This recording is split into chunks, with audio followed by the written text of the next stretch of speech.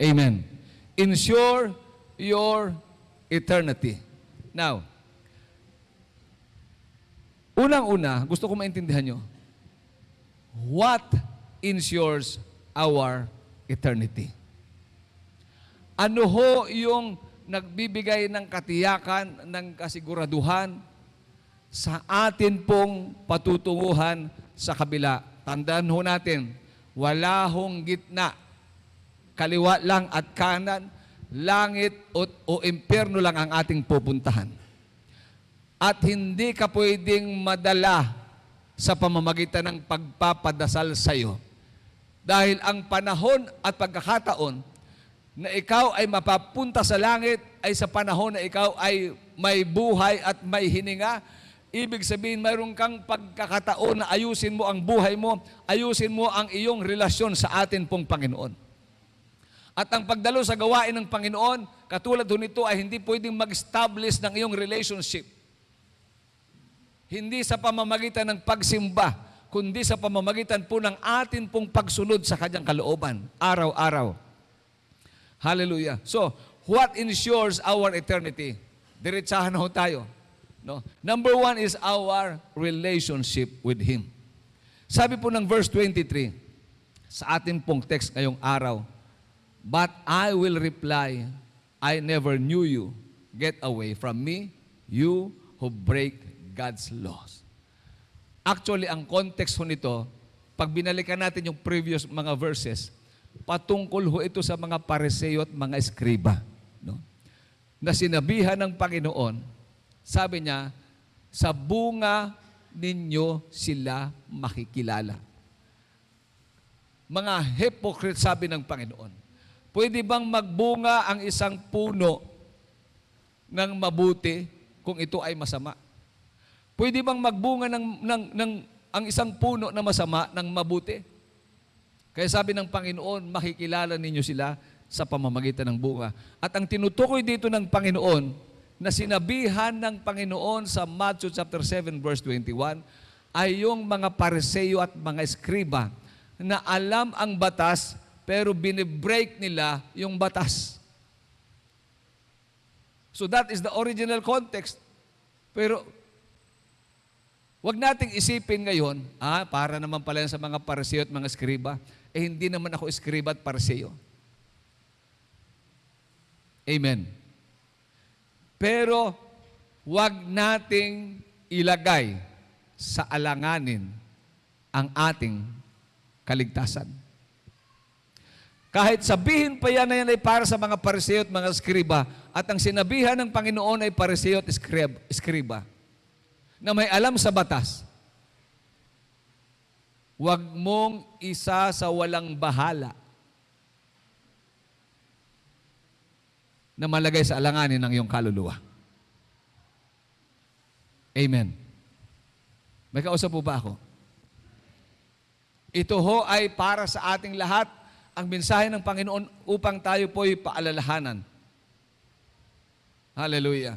So sabi niya rito, but I will reply, I never knew you. Ano sa palagay niyo, bakit sasabihin ng Panginoon, hindi ko kayo kilala? Ang reason ay dahil wala tayong personal relationship sa Kanya. Amen. At makinig kang mabuti.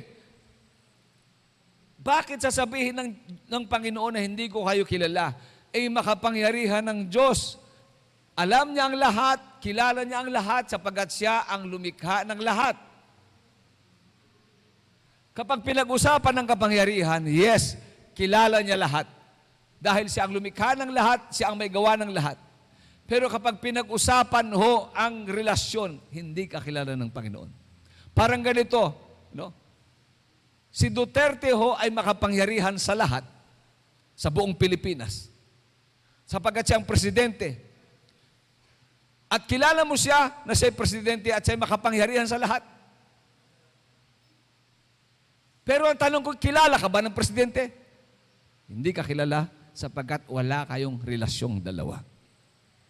The same thing na sinasabi dito, but I will reply, I never knew you. Get away from me, you who break God's laws. So yung nagbibigay sa atin ng tinatawag na assurance, security, ay walang iba kundi ang ating personal relationship sa Kanya.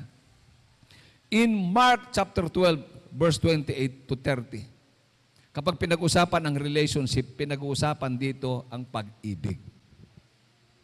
Amen. Which commandment is first and most important of all?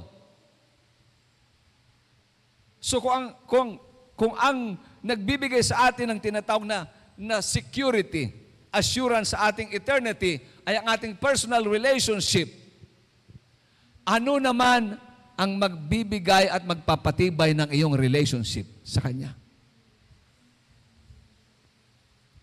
Ano magpapatibay ng iyong relationship sa Kanya? Basahin natin. Jesus answered, the first and principal, one of all commands is, so out of 600 plus commandments, plus yung 10 commandments sa Old Testament, ginawang dalawa sa New Testament, at ito yung summary ng lahat ng kautusan. Kaya sabi niya, the first and principal one of all commands is, Hear, O Israel, the Lord our God is one Lord. Ano ang pinakamahalagang utos sa Old Testament? Huwag kang magkakaroon ng ibang Diyos maliban sa akin, at huwag kang gagawa ng mga Diyos-Diyosan para sambahin. Kaya sabi niya rito, the Lord our God is one Lord. Ibig sabihin yun, wala kang dapat ibang Diyos na sasambahin at paglilingkuran, sapagkat isa lang ang Diyos at Panginoon. Amen. Hallelujah. At alam niyo, ang demonyo ay masyadong matalino. No? Naalala niyo ho yung temptation ni Jesus Christ? Nang offeran siya ni Satan, sabi niya, nakikita mo ba ang lahat ng iyan, the splendor of the kingdom of the world? Sabi niya, ibibigay ko sa iyong lahat yan kung magpapatira pa ka sa akin. Now, makinig kang mabuti. Magpapatira pa ka sa akin kung sasamba ka sa akin. Ano mang bagay sa mundong ito na naglalayo sa atin sa Diyos. Amen. Kapag inalayo ka ng bagay na yan sa Diyos, ang ibig sabihin niyan, automatic yan, na hindi na ang Diyos ang sinasamba mo, kundi yung mga bagay na inoffer niya sa iyo. Yan man ay personal, yan man ay relationship, yan man ay trabaho, yan man ay hanap buhay, or anything else na naglalayo sa iyo, galing sa Diyos, yan ay isang klase ng idolatry. Amen. Kaya sabi niya, the Lord our God is one Lord. Isa lang ang Diyos na paglilingkuran mo at sasambahin mo. Amen. Sa palagay nyo, kapag nalayo ka kay Lord, anong mangyayari? Sabi mo sa katabi, mainit ba? Mas mainit kapag nalayo ka kay Lord. Walang electric fan doon, walang aircon. Amen. Nakakapag-electric fan ka pa dito, kahit mainit. Pero pag nalayo ka sa Panginoon, at tuluyang kang nalayo kay Lord, yun ang pinakamahirap. Hallelujah. Now, sabi niya rito, okay, what ensure your eternity is our personal relationship. At ano ang nagpapatibay ng ating relationship sa Kanya? Ito'y walang iba, kundi ang ating pag-ibig sa Kanya. Tanong, kung sinabi ng Diyos, the Lord our God is one Lord, sino ang number one sa buhay mo? Sino ang number one priority sa buhay mo? Ano ang number one priority sa buhay mo? Si Lord o ang trabaho mo? Si Lord o ang pamilya mo? Sino?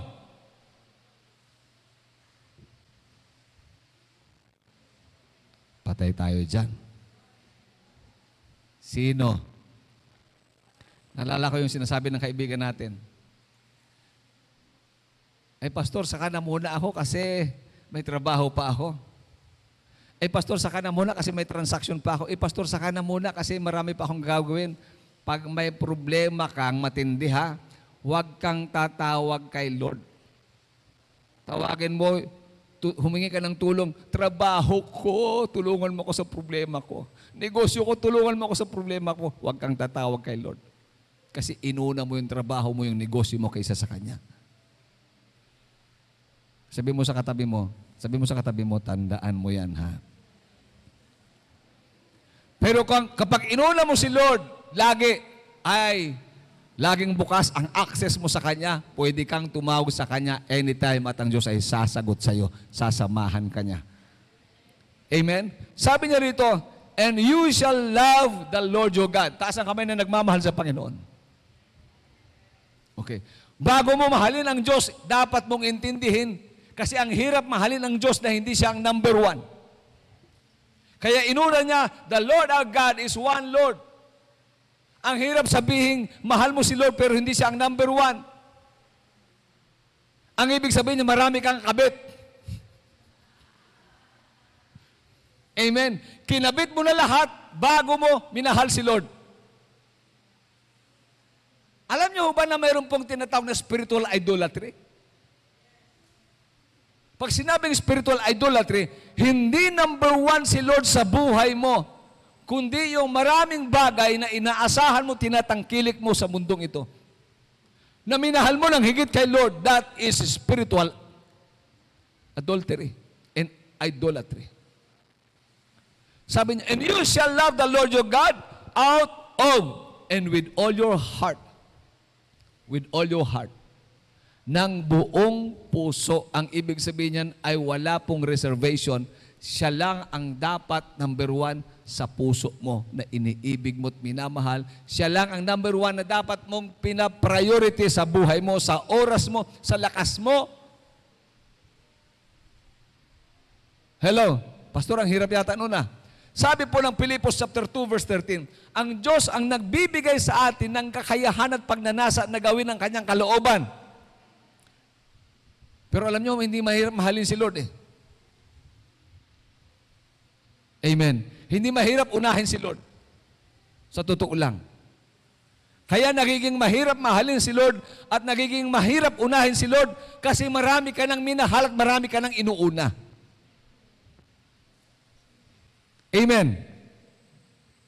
At ang sabi niya, and out of and with all your soul. Pag sinabing soul, ang ibig sabihin niyan ng amplified, your life. Ng iyong buhay. Pag sinabing soul, andyan yung ating mental at emotional aspect. Love the Lord with all your soul. Ibig sabihin nito, kailangan natin ang tinatawag na surrendered life sa Panginoon.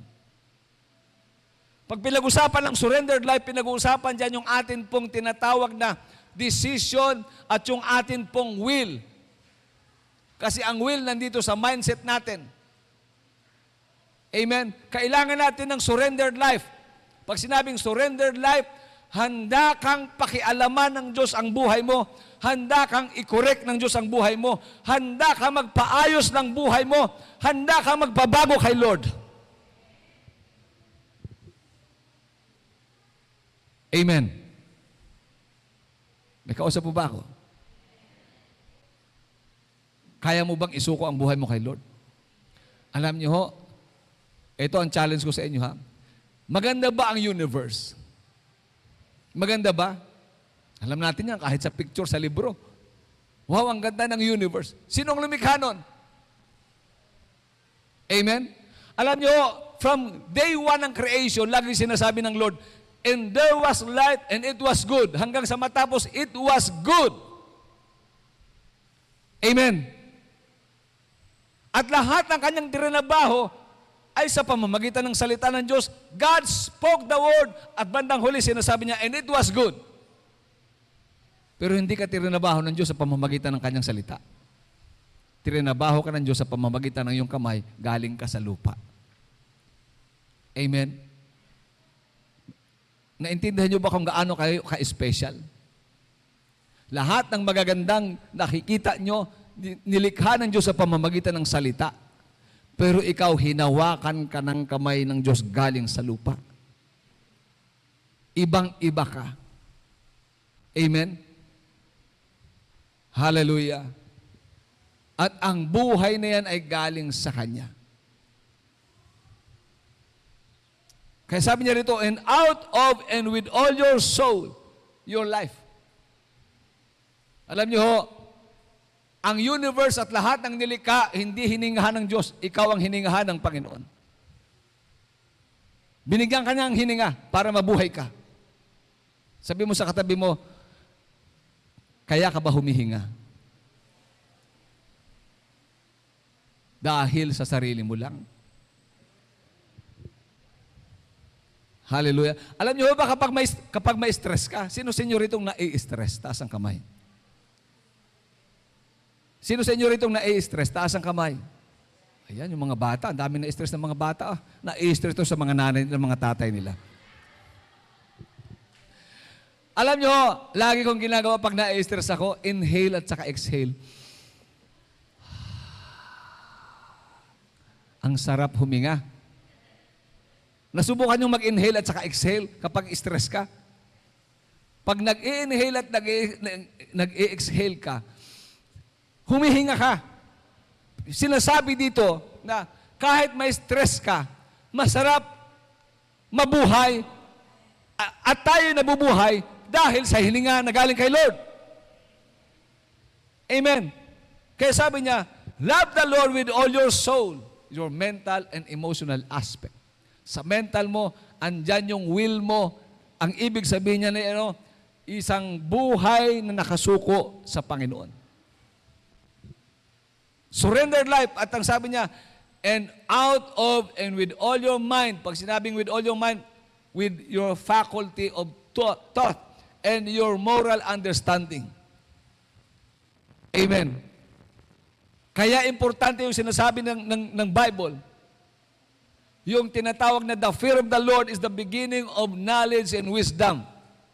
Ang ibig sabihin nito, mayroon kang understanding, pagkaunawa, pagkakilala sa Kanya, kung sino siya, kung kilala mo siya, nagsisimula ang pagkakilala sa Kanya sa pamamagitan ng banal na pagkatakot sa Kanya. And last, at ang sabi niya, and out of and with all your strength. Pakita sa kamay ng may lakas. Yan, malakas pa. Tanong ko sa inyo, saan nyo ginagamit ang inyong mga lakas? Ipagpalagay na natin na para tayong cellphone, 100% yung atin pong strength.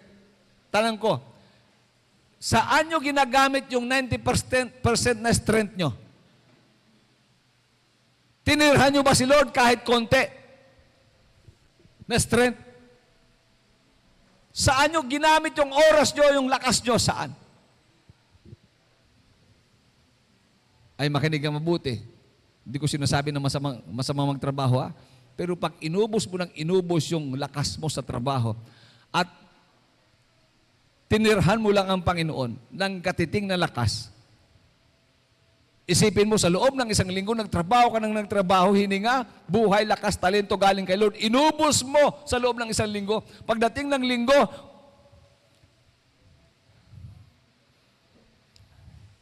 inaanto ka pa, mainit, ang init na, ang lakas mo pang Hello? Sobrang init na, talaga pang inaanto ka pa. Listen, what ensures our eternity? Ang nagbibigay sa atin ng security sa atin pong eternity is our personal relationship. At ang nagpapatibay ng atin pong relationship ay walang iba kundi ang atin pong pag-ibig at pagmamahal kay Lord, na dapat siya ang number one sa buhay mo. Amen. Alam nyo, makinig yung mabuti. Gusto kong ma-check natin yung mental aspect natin. Ang isa sa mga reason kung bakit hindi natin maging number one priority si Lord, alam nyo kung bakit? Kasi ang dami mong iniisip na kailangan mo. May kausap po ba ako? Kailangan kong kumita. Kailangan ko ng pera. Amen. Siyempre, pag kailangan mo ng kumita, kailangan mo ng pera, kailangan mo ng ganito, kailangan mo ng ganyan, Sa palagay mo, kanino mo ibibigay ang oras mo at lakas? Sa Kanya o dun sa mga bagay na kailangan mo? Sabi mo sa katabi mo, bakit tahimik ka? Intindihin niyo po yung sinasabi ko sa inyo. Dapat number one si Lord sa buhay natin. Ano ang dahilan bakit hindi naging number one si Lord? Kasi ang dami mong kailangan. At dahil kailangan mo yan, kailangan mong kumilos, kailangan mo ng oras, kailangan mo ng lakas para gawin yung mga bagay para makuha mong yung kailangan. Tanong ko sa inyo, hindi ba kayang ibigay ni Lord yan? May kausap po ba ako? Hallelujah. Alam nyo, ang Biblia hindi nagkukulang ng pagtuturo. Lagi niyang sinasabi, but seek ye first the kingdom of God and His righteousness, and all these things shall be added unto you. Bakit hindi number one si Lord? Dami mo kasing kailangan. Unahin mong kailanganin mo si Lord. Amen. Number one necessity si Lord. Number one priority si Lord. Kapag hindi nangyari sa iyan, pero palagay ko hindi naman mangyayari kasi hindi naman sinungaling si Lord. Amen? Ang problema talaga natin, wala talaga tayong tiwala kay Lord. Hallelujah. Number two, what ensures our eternity? Number one is our relationship, and number two is our obedience to His will. Amen. In verse 21, pakinggan niyong mabuti. Not everyone who calls out to me, Lord, Lord, will enter the kingdom of heaven. Tumatawag ba kayo kay Lord ng Panginoon? Hello? Sabi niya, not everyone. Not everyone who calls out to me, Lord, Lord, will enter the kingdom of heaven. Only those who actually do the will of my Father in heaven will enter.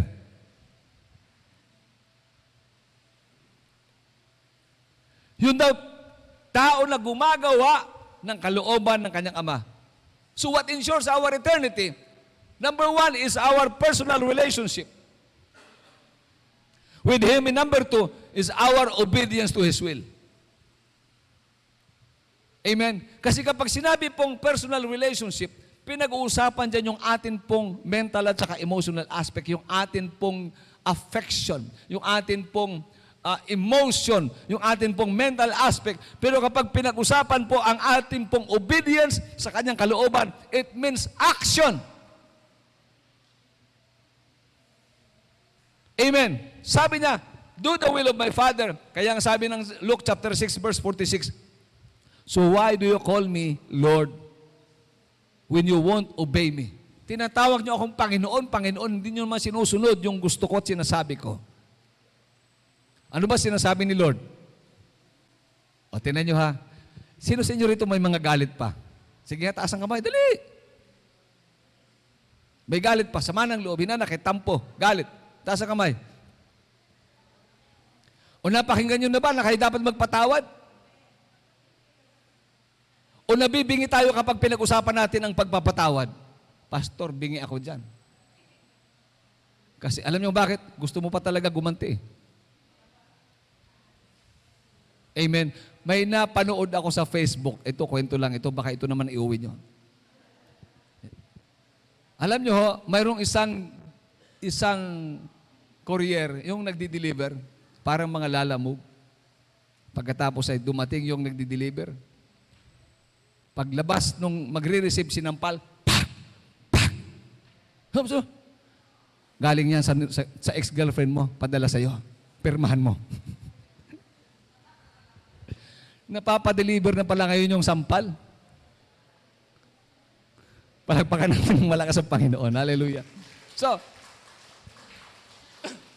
our obedience to His will. Now, not everyone who calls unto me, Lord, Lord, will enter the kingdom of heaven. Only those who actually the will of my Father in heaven. Now, Ano yung will? Tingnan nyo mabuti. Sa Greek word ay thelema, from the root word thelo, to will with the ma, yung suffix, yung dulo, no? Yung ma, yung suffix, indicating the result of the will. Anong ibig sabihin nito? Ang ama ay mayroon pong gusto. At yung gusto niya ay gusto niyang magkaroon ng resulta. Yung desire niya ay magkaroon ng tinatawag na fulfillment. Pero kung ang isang tao ay hindi susunod sa kanyang kalooban, yung kanyang gusto ay hindi masusunod at hindi magkakaroon ng kaganapan. Kinigay mabuti ha. Ang ibig sabihin ng will ay thelema, it means thelo, to will with the ma. Ang ibig sabihin niyan, si Lord ay mayroon pong gusto. Si Lord ay mayroon pong desire na gusto niyang mangyari sa iyo. Mangyari sa buhay mo. At hindi masama ang gustong mangyari ng Diyos sa buhay mo. Ang gusto ng Diyos ay mapabuti ka sa buhay mo. Ngunit kung hindi ka susunod sa kanyang gusto na mangyari sa iyo, iba ang mangyayari sa iyo. Nakuha niyo ho?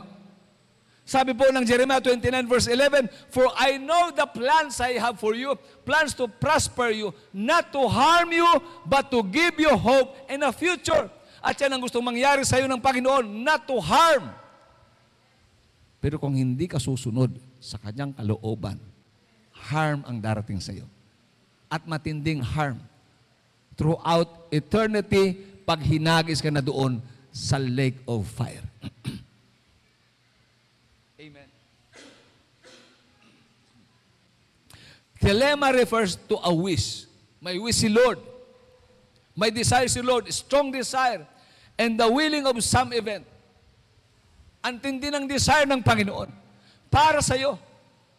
At sa tindi ng kanyang desire na yan, ibinigay niya ang kanyang bugtong na anak para magkaroon ng fulfillment yung kanyang wish, yung kanyang desire para sa iyo.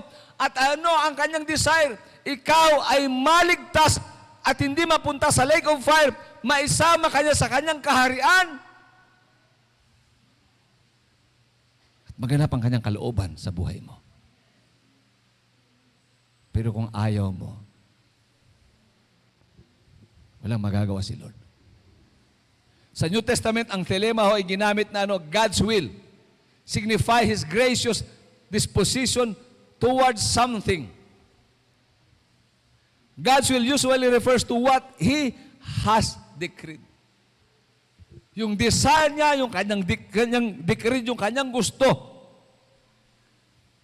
But occasionally, God's will refers to what He desires but has not decreed. Alam niyo, maraming batas si Lord. Ikaw sa po ba ako? Marami siyang batas. Marami siyang laws. Pero yung number one sa lahat ng mga batas ay ang pinakamahalagang utos. Hindi niya inuutos. Yes, bagamat ito'y utos at pinakamahalagang utos na mahalin mo siya ng buong puso. Hindi niya ito inuutos sa iyo. Kasi ang gusto ng Panginoon, ito'y manggaling sa puso mo. You are obeying His will, not as His command, kundi sumusunod ka sa Kanya dahil mahal mo siya. Amen.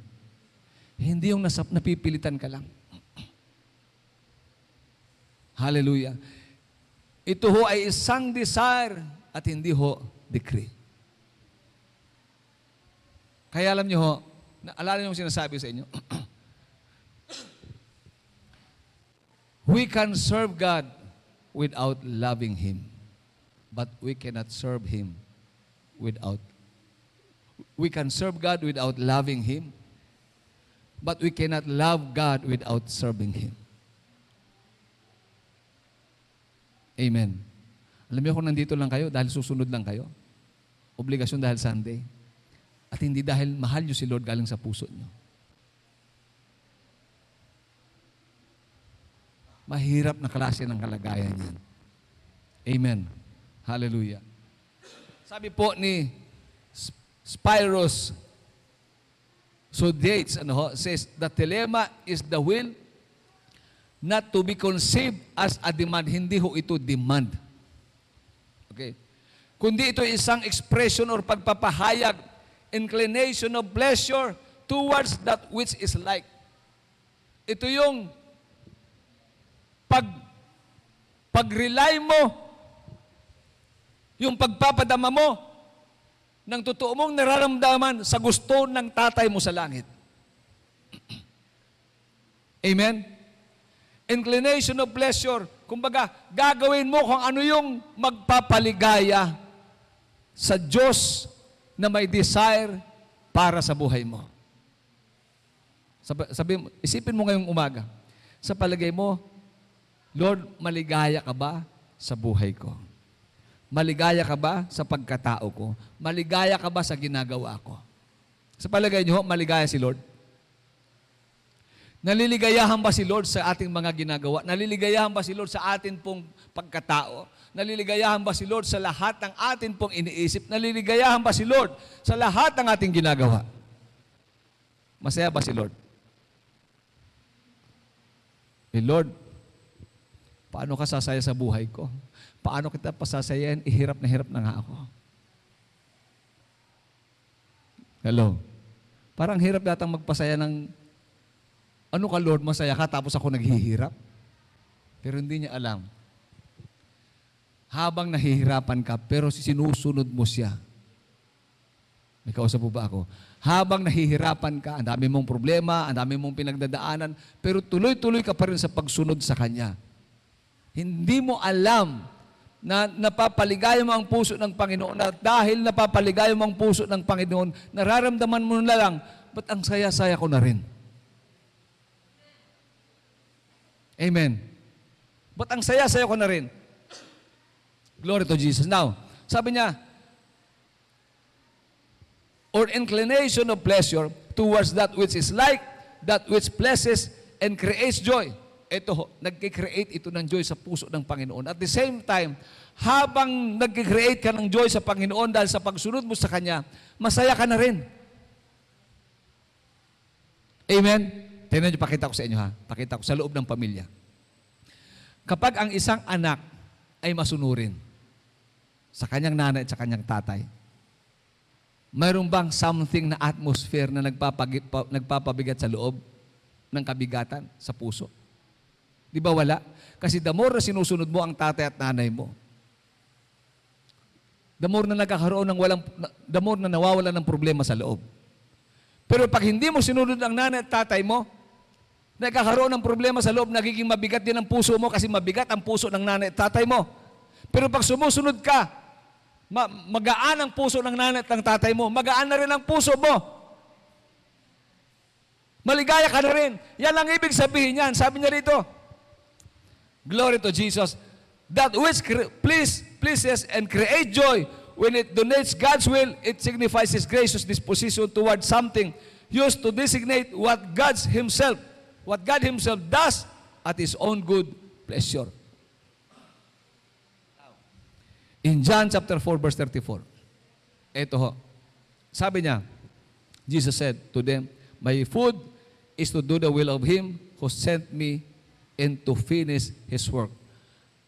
Sino sa inyo rito ang masaya kapag nakakakain? Taas ang kamay. Ako, masaya ako pag nakakain. Ayan, masaya ako pag nakakain. Amen.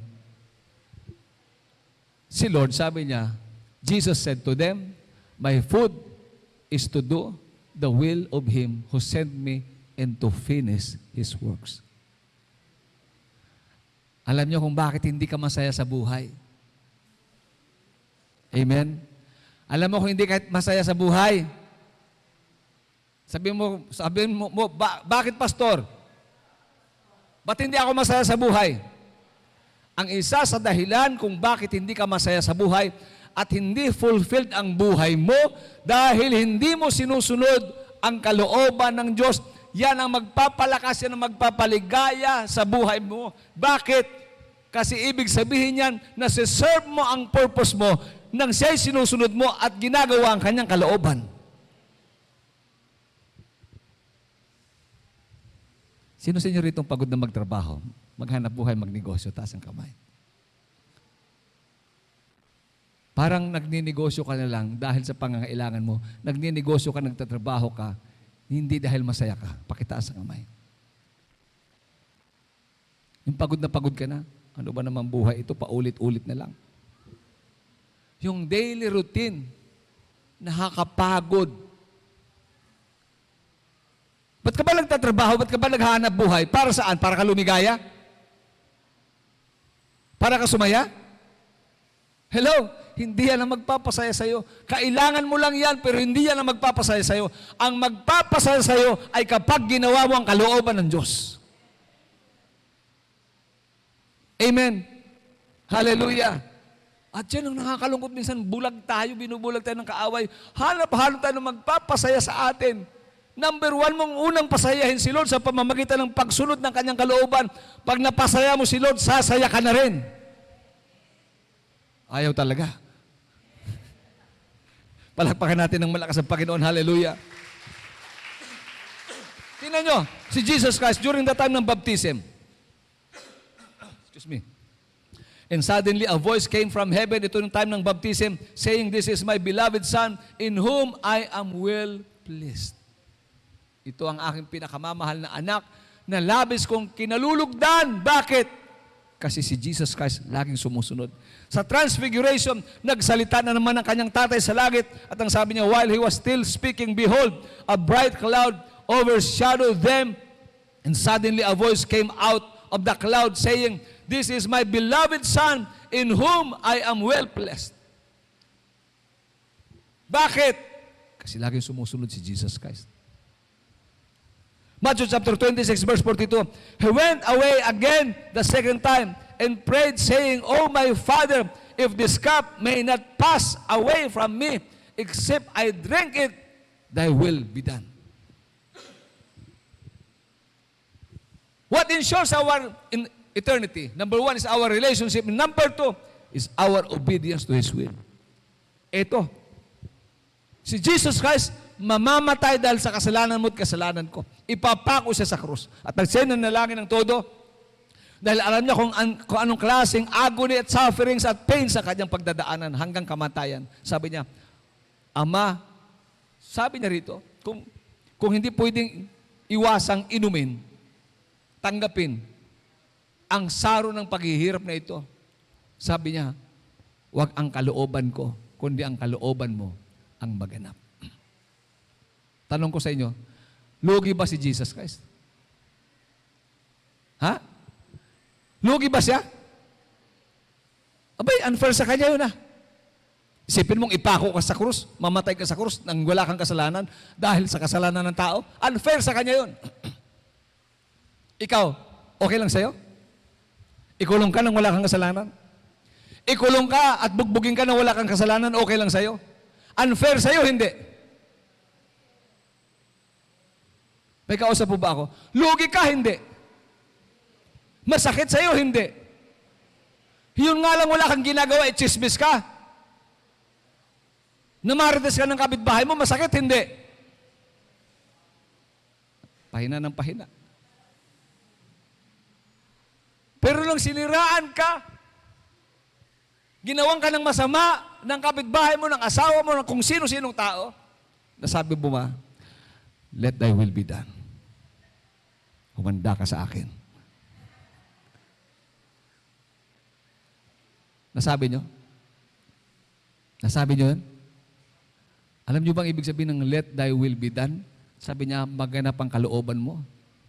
Ito sinasabi niya, Lord, kung ang desire mo ay maligtas ang mga makasalanang ito na rebelde sa iyo, sa pamamagitan ng kamatayan ko, dahil aakuin ko ang kanilang mga kasalanan at parusang kamatayan, kahit unfair sa akin, kahit mamatay ako, kung ito ang magpapaligaya sa puso mo, maganap ang kalooban mo.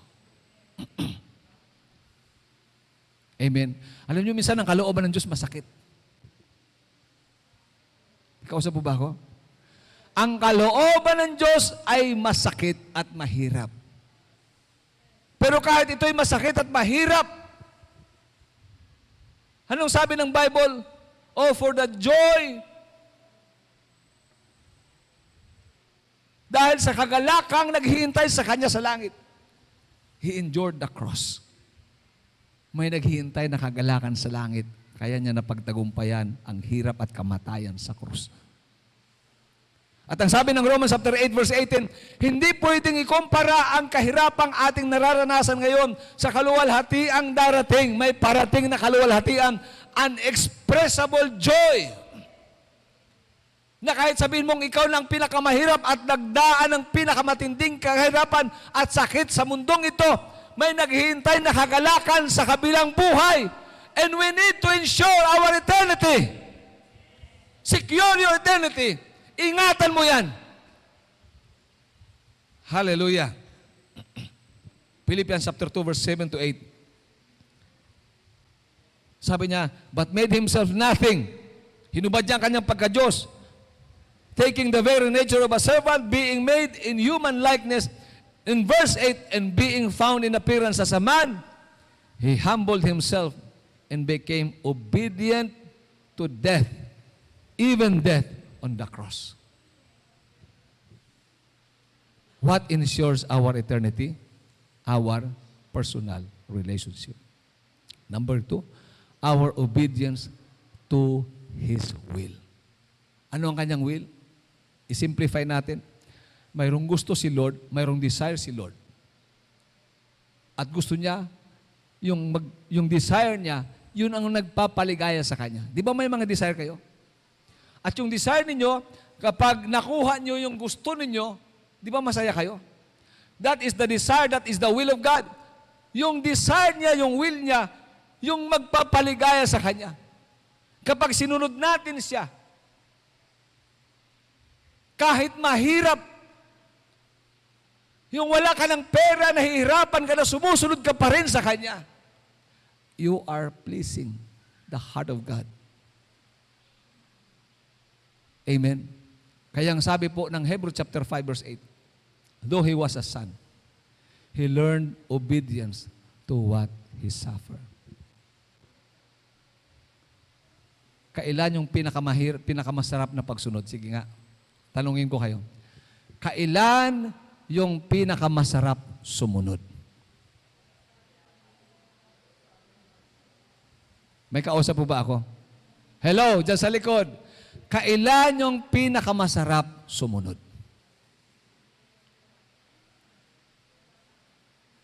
May kausap po ba ako? Kailan yung pinakamasarap sumunod? Yung pinakamasakit. Yung pinakamahirap. Yung gusto mo nang umayaw, sumusunod ka pa rin. Yung marami nang hindi nakakaintindi sa'yo, sumusunod ka pa rin. Yung wala ka ng pera, sumusunod ka pa rin. Ayaw mong umayaw. Gusto mo siyang paglingkuran.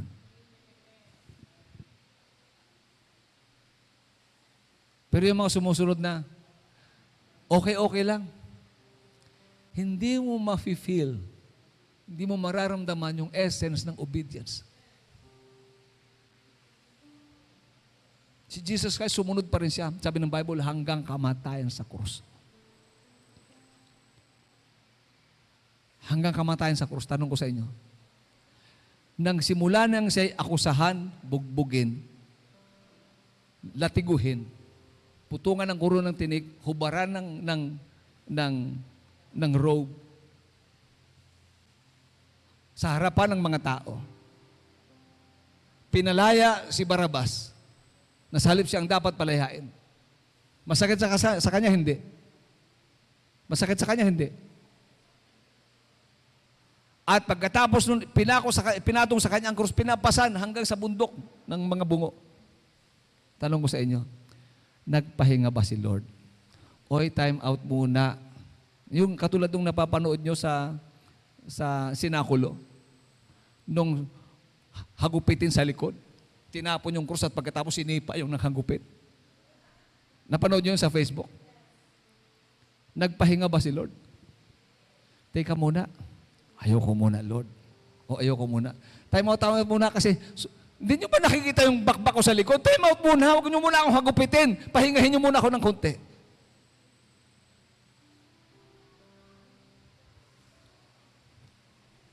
Lahat tayo. Dahil tayo ay limitado. Ako nag-iisip din magpahinga eh. Sino bang hindi napapagod? Ako nag-iisip na rin akong umayaw eh. Hindi nyo lang alam. Siguro kung buhay si Kay, alam niya. At pwede niya sabihin sa inyo, si Pastor, pagod na yan. Gusto nang umayaw niyan. Hala kayo. Pero hindi ko sinasabi sa inyo. Sinasabi ko ito sa inyo ngayon dahil gusto kong i-inspire kayo pare-parehas tayo. Kasi lagi kong sasabihin, lagi kong nakikita, si Lord nga hindi nagpahinga para sa akin eh. Amen. Nakausap po ba ako? Si David ang magpahinga, nayari ng demonyo. Kailan yung pinakamasarap sumunod? Kailan? May anak ka, si Ryan at si ano. Pag nakita niyong anak niyo na kahit nahihirapan, nagbubuhat yung anak mo ng isang sakong bigas beyond his capacity. Pero pinipilit niyang buhatin yung isang sako ng bigas kahit hirap na siya. Anong nararamdaman yung mga kasawa? Di ba masakit? Pero natutuwa kayo sa anak niyo. Kasi kahit nahihirapan, sumusunod sa gusto niyo mangyari. Anong ibig sabihin nito? Masarap sumunod kay Lord nang wala kang pera. Masarap sumunod kay Lord kahit may sakit ka na. Masarap kay Lord sumunod kahit ang dami mong problema. Masarap kay Lord nung kahit minsan, Lord, hindi ko na maintindihan yung nangyayari sa buhay ko, hindi ko na maintindihan yung nangyayari sa anak ko, nangyayari sa asawa ko, ba't kami nagkakaganito? Pero sumusunod ka pa rin. Nararamdaman mo ba yan sa panahon na okay ka? Ikaw sa ba ako? Nararamdaman mo ba yung kakaibang sarap sa puso mo na kahit nahihirapan ka, sumusunod ka pa? Nararamdaman mo ba yan nung panahon na sagana ka? Nararamdaman mo ba yan na may nang wala kang problema? Amen. The best time to express our love is to obey His will sa gitna ng mahirap na sitwasyon. Amen. Hallelujah. Why we need to ensure our eternity? In verse 22, on Judgment Day, many will say to me, Lord, Lord, we prophesy in your name and cast out demons in your names and perform many miracles in your name. At ang sabi ng Panginoon, hindi ko kayo kilala. Lumayo kayo sa aking harapan. Anong ibig sabihin nito? Our ministry ay hindi kayang i-ensure yung ating eternity. Amen? Church cannot ensure our eternity. Ministry cannot ensure our eternity. Our sacrifices cannot ensure our eternity. Amen?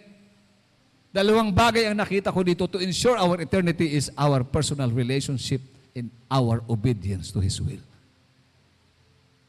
Amen. Hallelujah. In Revelation chapter 20 verse 12, and I saw the dead, small and great, standing before God, and books opened, and another book was opened, which is the book of life. And the dead were judged according to their works by the things which were written in the books.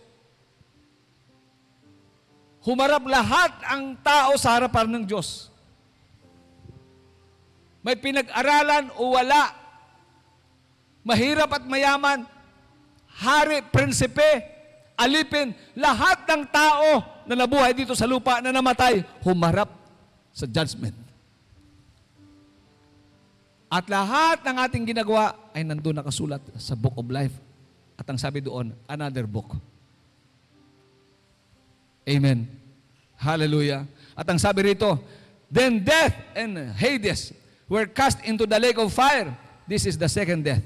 And anyone not found in the book of life was cast into the lake of fire. Nakita niyo?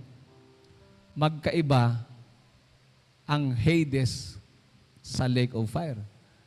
Ang kamatayan daw at ang Hades, alam niyo ba yung Hades? That is hell, yung impyerno. Itatapon pa raw yan doon sa lake of fire. Anong ibig sabihin nito? Pag namatay ka ngayon hanggat wala pang final judgment, doon ka muna sa lake of fire. May stopover ka doon. At ang stopover mo ay hell, that is temporary tormention. Pansamantala. At ang sabi ng Mark, ang pagkain mo daw doon ay uod. At pagkatapos susunugin ka ng bigla. Temporary tormention. At pag nagkaroon na ng katapusan ng lahat ng bagay at namatay na ang lahat ng tao, tayong lahat ay harap sa Kanya. That is our final judgment. At ang sabi niya, then death and Hades were cast into the lake of fire. Itatapon daw pati yung impyerno, yung ating temporary stopover, itatapon pati sa lake of fire, pati ang kamatayan itatapon doon, kasama ng lahat ng mga taong hindi nakasulat sa aklat ng buhay. At ang sabi nito, tayo ay hahatulan ayon sa lahat ng ating mga ginawa. Amen. Alam niyo ho, ano man yung ating ginawa, just ensure your eternity through your relationship with God and with your obedience to His will. Ako naniniwala, secure ang eternity mo. Hindi ka mapupunta sa lake of fire. Amen. Sino ba yung nakasulat sa aklat ng buhay? Sino yon? Gusto yung malaman? Taas ang kamay na gustong malaman. Gusto yung malaman kung nandun kayo? Ay, wag na, hindi ko natutuloy. Gusto nyo malaman kung nandun kayo sa aklat ng buhay? Eto, makinig kayo mabuti. Ito yung senaryo. Yung possible scenario. Satan is the accuser and Jesus Christ is our advocate. Siya yung ating abogado. Nakapila dito, unang-una, si pastor. Sumunod, papunta sa kabila. Sister Evelyn, ganyan. Sumunod. Andito yung accuser. Sa kabila. O, anong pangalan mo? Rowel po. Yan, ganyan mangyayari sit up. Okay. Titingnan ang pangalan ko sa aklat ng mga gawa. Aba, wala ang pangalan sa aklat ng mga gawa. Pag sinabing mga gawa, yung mga masasama kong ginawa. Sabi ng accuser, hindi pwedeng wala ang pangalan niyan sa aklat ng mga gawa. Lasinggero yan.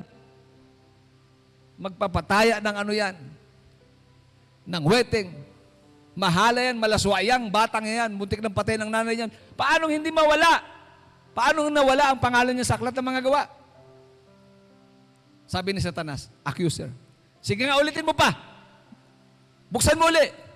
Wala talaga ang pangalan ni pastor. Nagsalita ang abogado ko, ang advocate ko si Jesus Christ. Sabi ni Lord, tamang akusasyon niya. Totoo na masama ang taong yan. Totoo na ganyan ang kanyang mga ginawa. Bakit nabura at nawala? Kasi binura na ng aking dugo ang kanyang pangalan sa aklat ng mga gawa. Binura na ang lahat ng mga kasalanan ko na aking ginawa. Amen? Simula nang mapakinggan niyang mabuting balita, nagsuko ng buhay at minahal niya ako at sumunod sa aking kalooban, burado ng lahat ng kanyang mga ginawa. Sabi ng Ama, Rowel, pasok sa aking kaharian. Amen. Eto, paano kung hindi nabura yung pangalan ko? Hindi ako papasok. Sasabihin ng Ama, hindi ko nakikilala ang taong yan. Itapon sa naglalagablab na apoy ang taong yan. Amen. May kausap po ba ako? Tayong lahat ay tumayo ngayong umaga.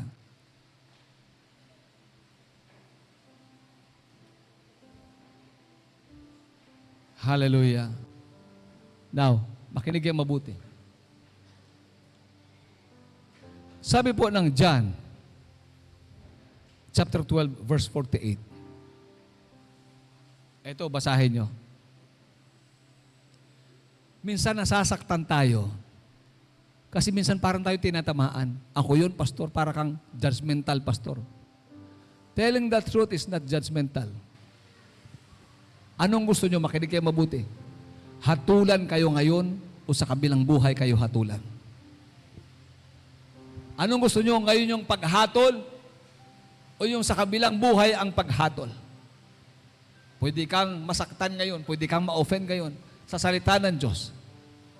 Kasi ang sabi niya, he who rejects me and does not receive my sayings has one who judges him. Tayo mismo ang humahatol sa ating sarili. Nang pakinggan mo ang kanyang message, ang kanyang gospel, nang pakinggan mo ang kanyang salita, hindi mo sinunod at pinakinggan, ikaw ang humahatol sa sarili mo. At ang sabi niya, the word I spoke is what will judge him in the last day. Ano ibig sabihin nito? Pagdating ng judgment, hindi mo pwedeng sabihin, Lord, bakit wala ang aking pangalan sa aklat ng buhay? Okay? Ano ibig sabihin nun? Inalis mo ang pangalan mo sa aklat ng buhay. Kasi, hindi mo pinakinggan ang kanyang salita. Amen? Sabi niyan, the word I spoke is what will judge him in the last day. In John chapter 8 verse 32, kaya natin napapakinggan ang salita ng Diyos, ang katotohanan kahit masakit. At parang hindi umaayon sa gusto natin ang kanyang salita. Kasi ang salita ng Diyos sa ating panahon ngayon, it judges us right now. The Word of God. Amen. Mas mabuti nang hatulan ka ngayon ng kanyang salita kaysa hatulan ka sa kabila. Taas ang kamay ng gusto nyo. Na ang paghatol ay ngayon, hindi sa kabila. Hallelujah. You shall know the truth, and the truth shall make you free. Ang katotohanan na magpapalaya sa atin. Amen. Alam niyo ho, sabi ng Panginoon, wala nang hain pa na pwedeng ihain sa krus, kundi ang naihain na. Sapat na si Kristo at isang beses lang siyang ipako sa krus. Wala nang ipapako pa sa krus. Wala nang Jesus na ipapako pa. Mayroong Jesus na darating para tayo hatulan sa huling panahon. Pikit natin ating mga mata sa oras na ito.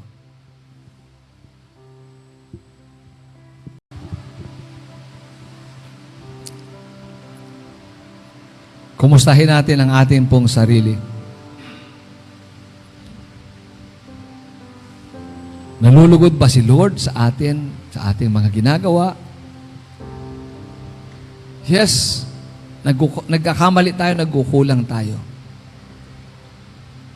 Pero sa gitna ng ating pagkakamali at pagkukulang, hindi mo pa rin pinababayaan ang iyong relationship sa Kanya.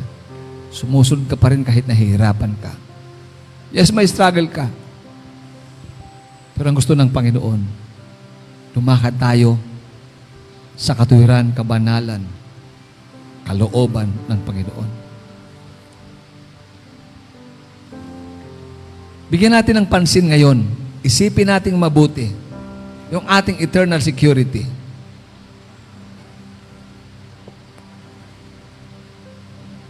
Walang nakakaalam. Si Jesus lang. Pero meron siyang opportunity. Meron siyang pagkakataon araw-araw na binibigay sa atin. Ngayon ang paghatol, ngayon ang pagtanggap ng kanyang salita, hindi sa panahon ng judgment. Sa huling judgment.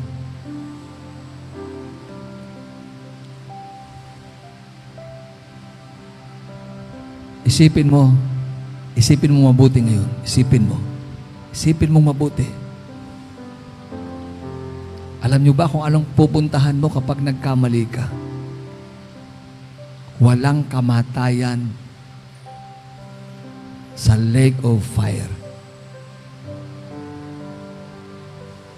Ang kilala lang ng Panginoon yung mga taong may personal na relasyon. Ang kilala ng Panginoon yung mga taong sumusunod sa Kanyang kalooban. Minsan lang tayong mabuhay. Minsan lang tayong binigyan ng Panginoon ng pagkakataon na mabuhay sa daigdig na ito. Bigyan mo ng assurance ang buhay sa kabila. Taas natin ating mga kamay at sabihin natin, Panginoong Jesus, nakita mo ang mga kahinaan ko. Nakita mo ang mga pagkakamali ko. Kilala mo ako. Simula sa aking pagkabata. Sa lahat ng aking iniisip, sa lahat ng aking ginagawa. Patawarin mo ako sa oras na ito. Humihingi ako ng tawad sa lahat kong kasalanan. Tulungan mo ako na magbago at magkaroon ng tunay na kalayaan. Magkaroon ng malalim na relasyon sa iyo. Tulungan mo ako na maging masunurin sa kalooban mo. Kahit nahihirapan, kahit nasasaktan, kahit minsan umaayaw, tulungan mo ako at bigyan ng lakas na paglingkuran kita at sumunod sa iyong kalooban. Binubuksan ko ang aking puso. Muli, Panginoon, tunay, totoo, na Ikaw ang maghari sa puso at buhay ko. Ikaw ang maging Panginoon, maging tagapagligtas ng buhay ko.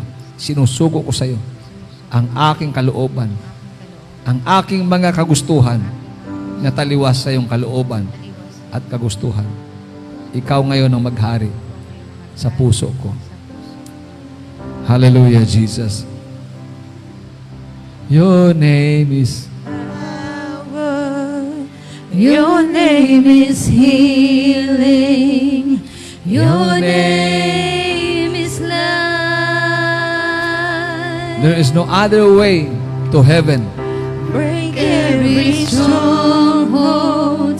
but the person of Jesus Christ. Shadows burn like a fire.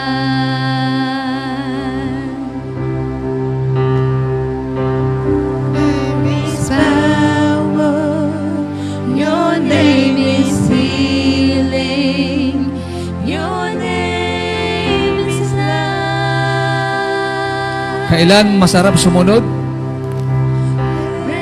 Every stronghold. Kailan? Shine through the shadows. Burn like Sabi ng Panginoon, mapalad ang mga tao na dumadaan doon sa makipot na pintuan. your name is power. At maraming dumadaan sa maluwang na pintuan. Ang dulo nito ay kapahamakan. There is a way that seems right to a man, but its end is death. Akala mo okay ka ngayon, pero hindi mo alam bandang dulo. Wala nang balikan. Ang dulo nito ay kamatayan at pagkahiwalay sa Diyos.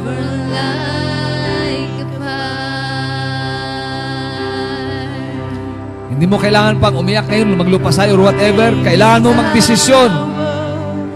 Your name is healing. Isang matibay na desisyon na magsusuko ka ng buhay sa Kanya kahit anong mangyari, susunod ka sa Kanya.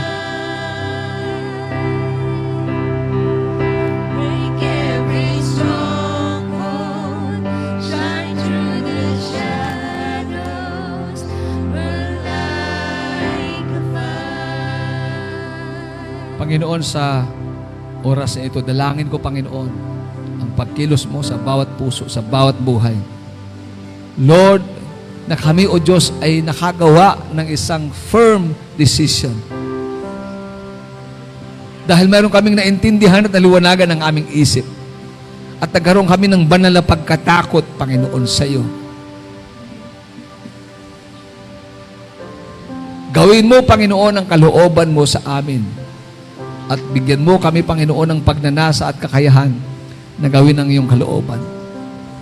Humihingi kami ng tawad sa panahon, Lord God, na hindi namin naintindihan to. Na yun pala ang magpapaligaya sa amin, na kahit kami nahihirapan, nasasaktan, at nawawalan, sumusunod pa rin kami sa iyong kalooban. Salamat po, Diyos ng marami, sa oras sa ito. Sa iyong kabutihan, pagpalain mong bawat isa. At dalangin ko ngayong oras sa ito ang paglalim ng aming devotion, ng aming commitment, ng aming affection sa iyo, Panginoon. Na ikaw ang maging laman ng aming isip at puso, maging number one priority ka namin sa buhay. Sa unti-unti naming paglaya at pagbabago sa pangalan ni Jesus. Sa mga bagay na mali at dapat ayusin sa amin. Salamat po ng marami. Pagpalain mo ang buong Gate Church family, Panginoon, ng San Pedro. Pinupuri ka namin at pinasasalamatan ngayong oras na ito at aming maingat ay binabalik ang lahat ng papurit pagsamba sa matabi sa pangalan ni Jesus. Ang lahat ay magsabi ng Praise the Lord. Praise the Lord. Amen. Hallelujah. Want to pledge at magbigay sa atin pong gawain. Ayan po ang atin pong GCash at ang atin pong video account. So marami pong salamat. Don't forget that we are the church. We are unshakable, we are unstoppable, we are adaptable, and we are untouchable. See you again next Sunday. God bless us all and bye-bye.